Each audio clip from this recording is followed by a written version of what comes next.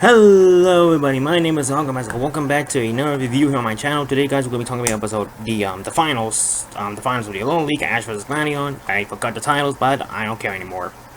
Most because the big thing happened. The big thing that the entire Pokemon fandom has been waiting for over 20 years now. And basically, the reason there wasn't a video last week was because I was going through some issues myself. I was going through some issues, and I had to like resolve those for the time being. But we're not here to talk about that. We're here to talk about the Alola League finals.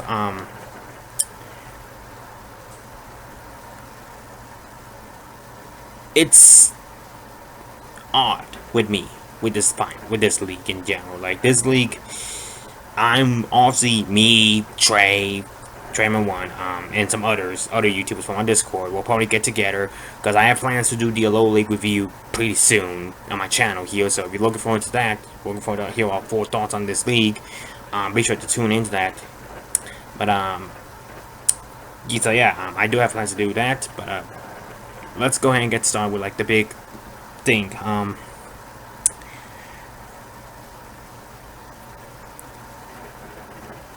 It's still shocking to me.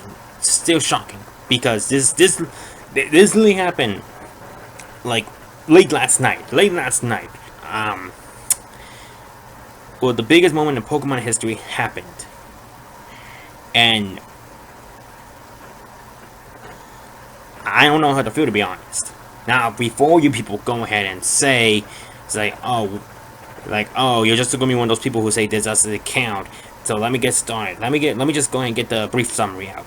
Long story short, Ash's mom and Professor Oak come to the Alola League Stadium for the finals. Don't know why they didn't came for the Conference League finals before people say like, oh, it's because of Team Flare Arc stuff. The Guzzle stuff's really happening, and they're here, so it's like. Then again, X, Y, and as much as I love X, Y, and X, Y, and Z, continuity-wise, was not the strong point. That wasn't the strongest suit. So yeah, they arrive. Meltan evolves to Milmetal, obviously, which is the big moment, obviously, because this is the first time Ash has a mythical on his team. A very weird mythical at that, but whatever. Glaceon has a moment with his family, Lily and Lusamine, and then the finals finally start. Milmetal goes up against Savannah for the first round.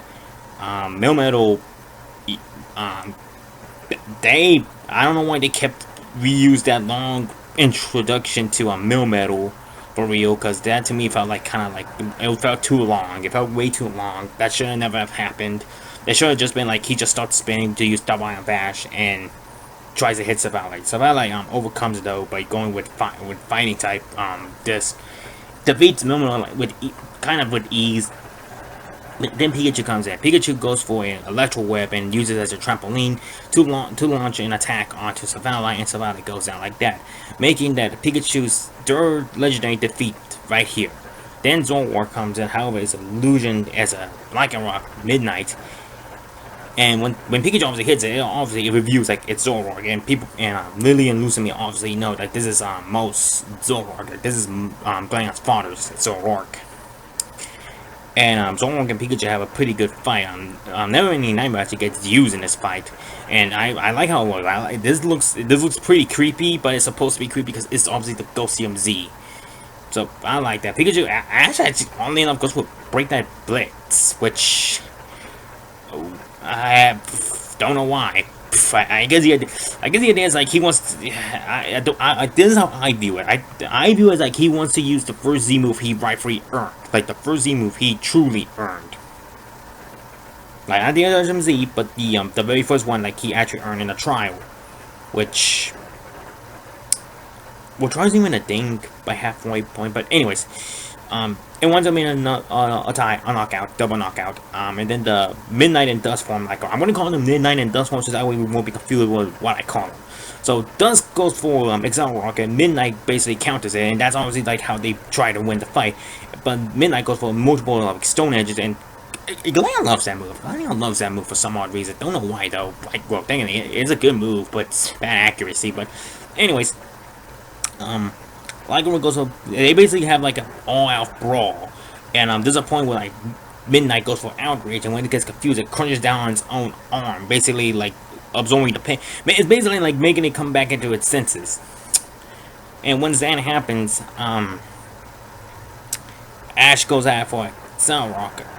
Dustform goes for a Solrock, and Lycanroc goes for counter, and like that. And that's pretty much like a majority of the fight. Like it's basically like one attack, counter, the other attack, Stone Edge, the other attack, counter, the other attack, Stone Edge. And obviously, before that fight though even begins, actually, Glion and Ash start laughing out of nowhere, and the idea is, and I get the idea is supposed to be like they're having fun, like that, and that's what this league was mainly about. It's supposed to have fun, which I like. I'll give credit to this league. I'll give credit to like this moment. Like it's fun, especially since like this is the first time we're seeing Glion laugh for the first time since he debuted, because he was always known to be the serious one, and seeing little moments like, for example, him crying, him smiling, him laughing are like out of nowhere, are like out of character, but it works because Glion basically supposed to be like the kid who got distant from his family because he wanted to get stronger to protect Lily. And saying that he's getting the like human traits, it's a welcome with open arms, obviously enough. But anyways, going back to what's going on. What's going on is basically Lycanroc goes for Solrock, Dustform goes for Solrock, and Midnight goes for counter. Ash tells Dust to use counter to counter. Yes, I said counter 3 times in that sentence. I know, weird. And basically hits a freaking powerful hit in, and Midnight goes down. Like Midnight falls down and goes, and it gets defeated. And thus the big moment in Pokemon history happens. Ash has won a league.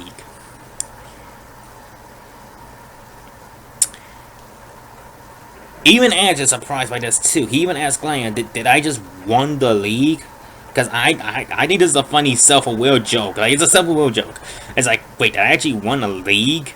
Because even we're shocked. Even the community is shocked by this. Like, he actually won a Pokemon League.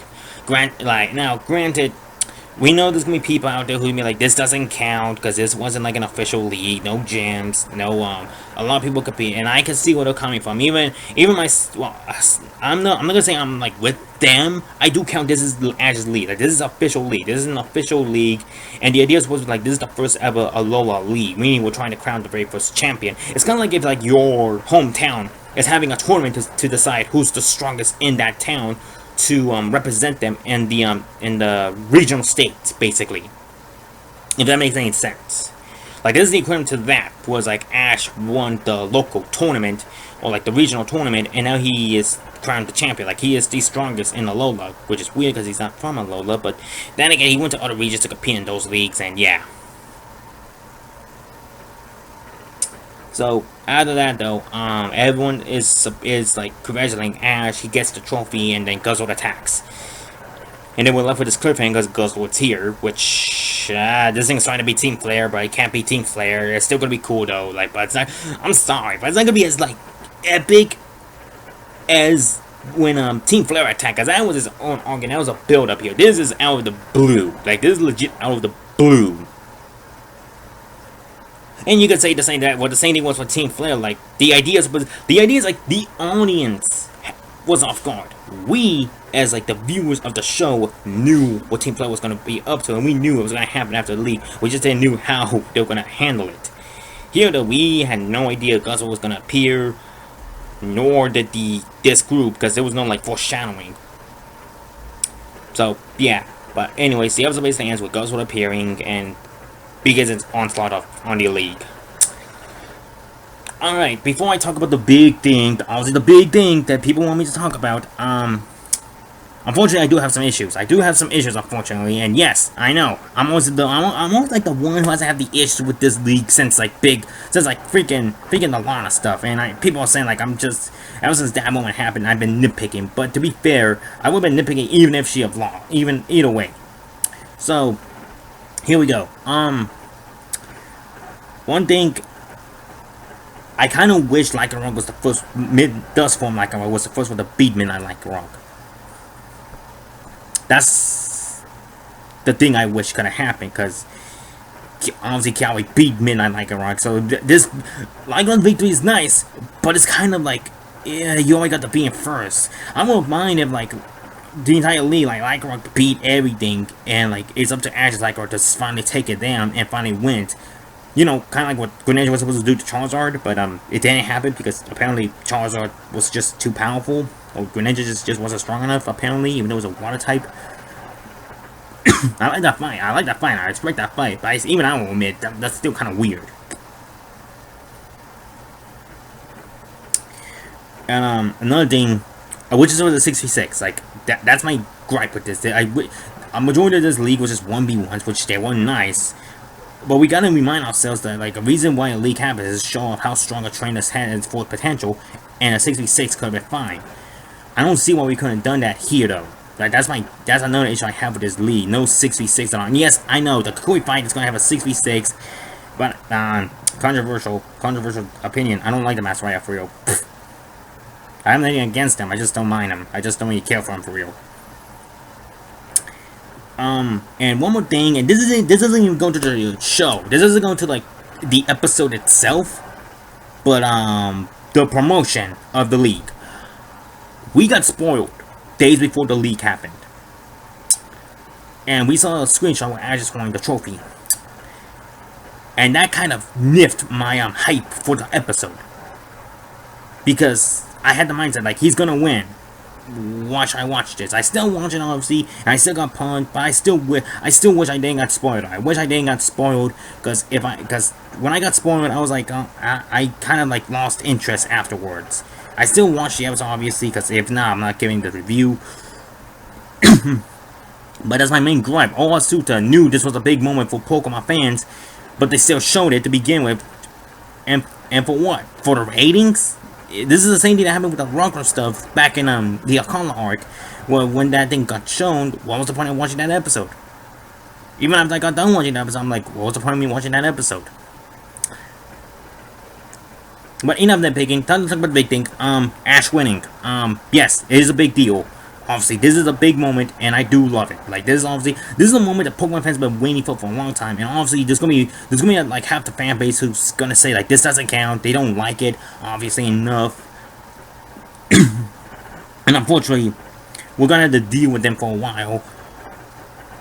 But if I'm sure we can try to like get them comprehended. This is the first ever Alola League, and Ash is the first champion.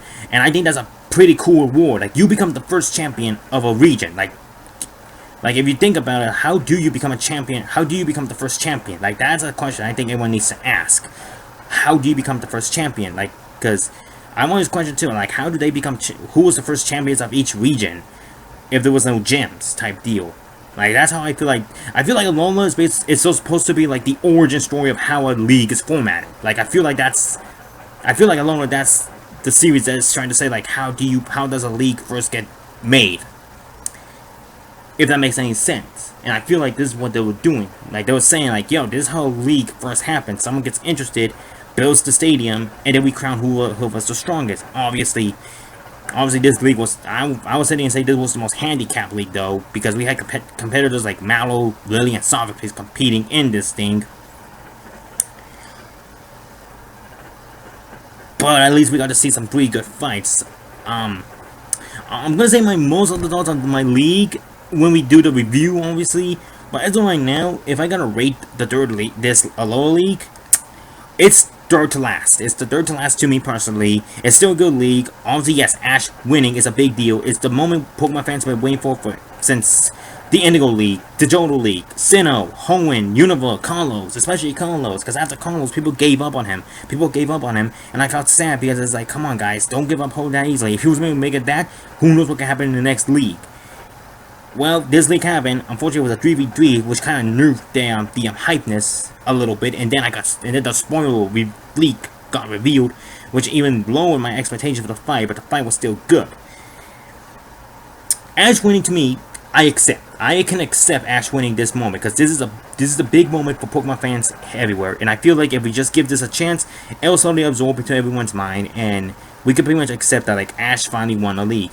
And just because he won the league doesn't mean we're done with Ash yet. Even the people, the officials of the anime series said like we're not done with Ash just yet, which means there is still hope that he could still travel to Galar and compete in that league. Even though the next series has a mindset like we're going to go with all regions type deal, which I don't know why. That seems unfair to Galar if you ask me. But we'll see what we see when we talk about when we see that episode. So with that said, though, congratulations to Ash Ketchum from Pallet Town. It's been 22 years since the series just started, and I was born the year after the series begun. Like yeah, I was born like a year after the series has begun. I was actually born around the time the first movie was coming out, actually. So yeah, if you guys go look up when the first movie was coming here in America, I was born around that time. So yeah, it's amazing to me though that Ash finally won though. But I still wish he could have won the other regions like Johto, Sinnoh, and especially Carlos. And some of that might be because of the art style, but I pretty much got used to this art style, to be honest. Like, it doesn't bug me how I used to. But I do hope we get a different art style for Galar, though, because it's good as this is the wacky series, and honestly, it's weird how Ash won in a wacky series compared to, like, a serious series. So, and I guess that's why most people won't accept this win, because it's like he won in the most wackiest series ever since Gen 1, but we'll talk about that when we talk about that. So yeah, with that said though, congratulations to Ash Ketchum from Pallet Town, or Satoshi from Masada Town. Freaking, I was bad at Japan. I was bad at Japanese, my bad. And to congratulations to Mika Matsumoto, Braga Taylor, Serenachi, basically those who voiced Ash, because they pretty much stuck with Ash since the series. So with that said though, like I said though, congratulations to you, Ash Ketchum. You earned that trophy 20 years in the making. And with that said, I will see you guys next time.